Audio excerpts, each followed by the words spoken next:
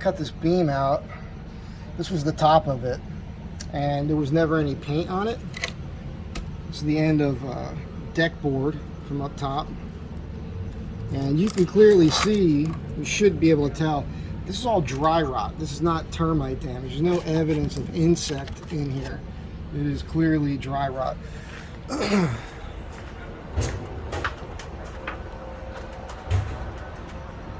And you can see the underside here, also not painted, which, you know, that's expected. Framing goes on, deck board goes on, people paint. But if you take the time to seal the end grain of your stuff and paint the framing and then do your decking, and even pre-prime at least all the decking first, you will avoid, it'll go a long way to avoiding a lot of these sorts of issues. You don't have to deal with this. I don't like that at all. It makes the job a little bit more work. There's this plate here, and you can see I poked this with a screwdriver. There's a lot of dry rot here as well. So this was put here to repair probably some dry rot, as was this.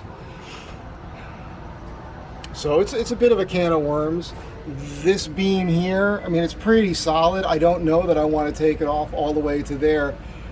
Everything back here is pretty good. I checked everything out already. It's just this up front corner. You could see there was a plate put here and a nailer. This original beam was cut back to rest here. I guess they kind of made room to work here. This was probably done when the house was, just before the house was sold to these people. I don't know how long ago that was. But yeah, it's just something you have to deal with. So I might have to jack this up, take some weight off. I might have to cut this way back. I might have to replace this whole beam. We'll see how that goes. Make a determination on that. But yeah, so when you build stuff, it takes a few extra moments, a little extra time to seal your end grain and everything, and pre-paint your parts. Back where I come from, at the Jersey Shore, and we're talking a long time ago in the 80s, we used to pre-stain all the siding, all the cedar, all sides, front, back, everything, before we even put it on the house. So it's there's a way to do it, get it done, and you could do it the right way without that. But this is what ends up happening. So there's a right way to do it, but then there's a better way. And I'm always wanting to try to do it the better way, so you don't have any more problems down the road. I'm not really picking on the people that did this. It lasted for a while, but yeah, just not the best way to do things.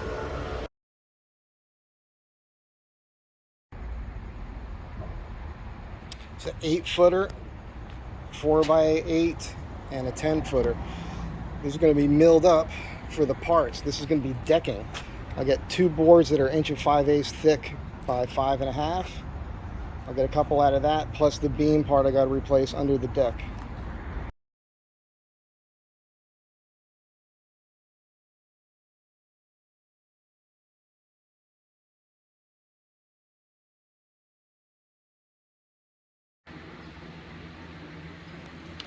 So these 4 boards here are all potential decking. I'll use at least 3 of them. This is the decking I pulled off of the upper deck. This is a full 1 5/8 thick, not 1.5 inches. So I can't just go and buy 2x6 or 2x8 and cut that down for me to match what's there. That's an end piece. That is going to be this beam here. All right, so I got to mimic this. This is the one that's got all this dry rot in it. All right, so that'll be from this. I'll make that piece from this piece. That piece was cut off a 10-footer, which was these 2.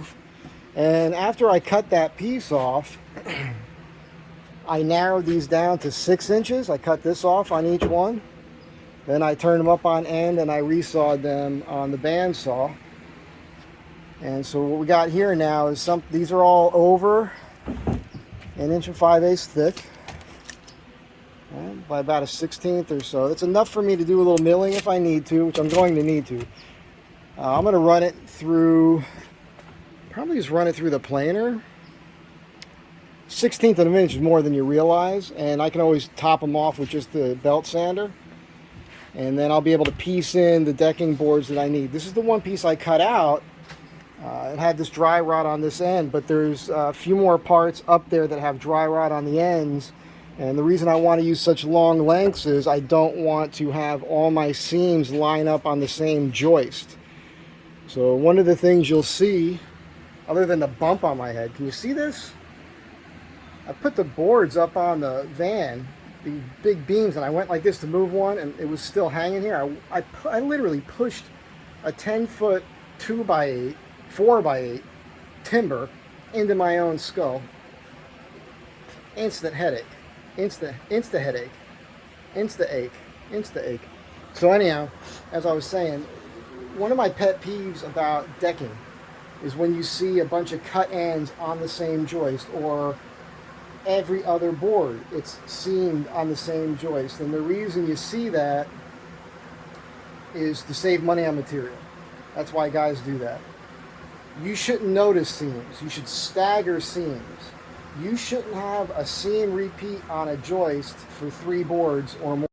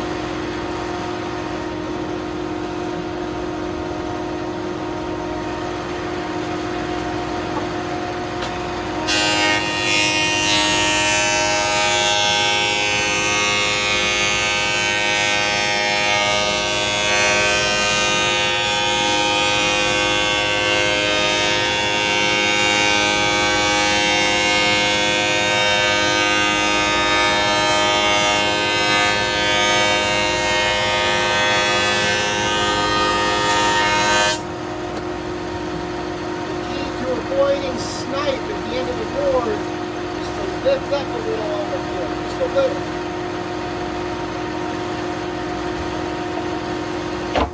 You'll see sometimes on boards they'll have like a divot that's called snipe. That's because the operator is allowing the weight of the board to drop as it's coming out of the machine.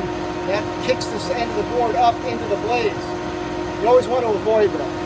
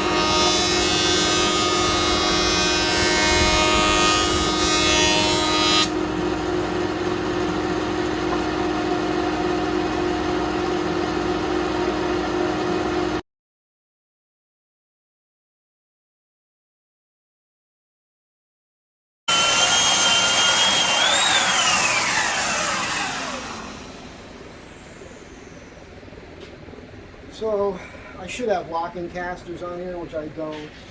I'm just cleaning this up. I'm going to fill any cracks or divots or whatever with a little Bondo.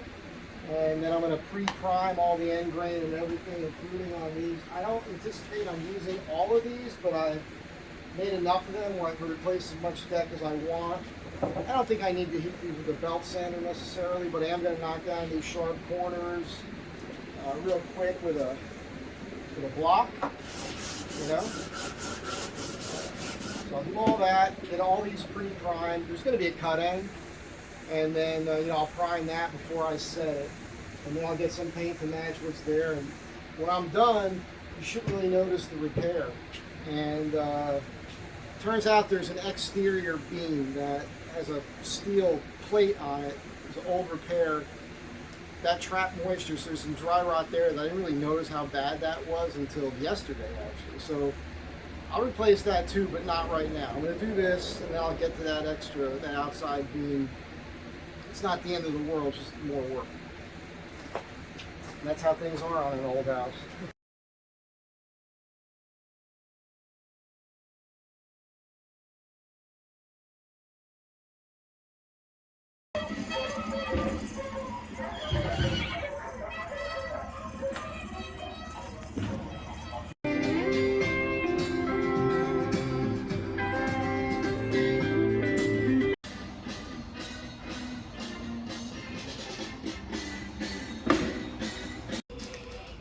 I love this new Makita subcompact 18 volt.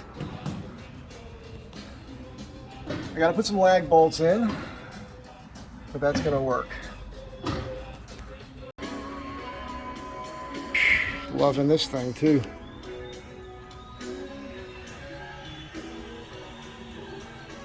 So I gotta get there, cut some of the decking free. I gotta put a plug on the top there. And then this is going to be something I address later. I didn't realize how bad that was, but that whole outside beam I think I'm going to replace. But I'm going to get everything else done, and the top decking is going to just screw into that cleat there. So when it comes time to work on the beam, I can remove these screws that are holding that cleat in place, remove everything else. That'll all just sit there. I'm using my cat's paw here.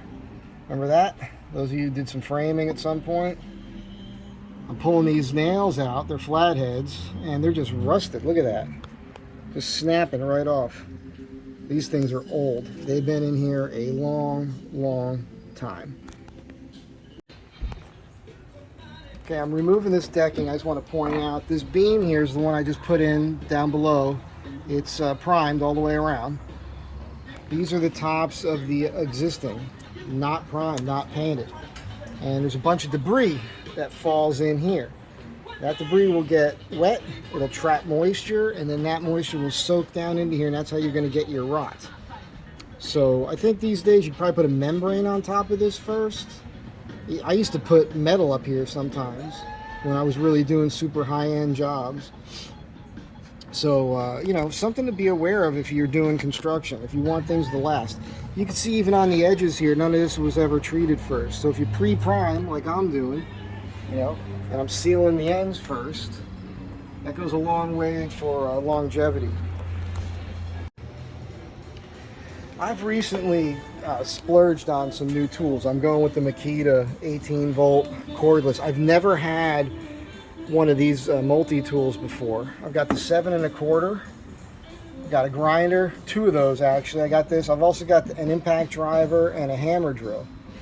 And with that saw and this, I was able to get this cut perfect. And you know, you just couldn't do that in the old days. And if you did it with a corded tool, and it was such a hassle. This is just going to make life so much easier. I am really stoked about this. Surgery.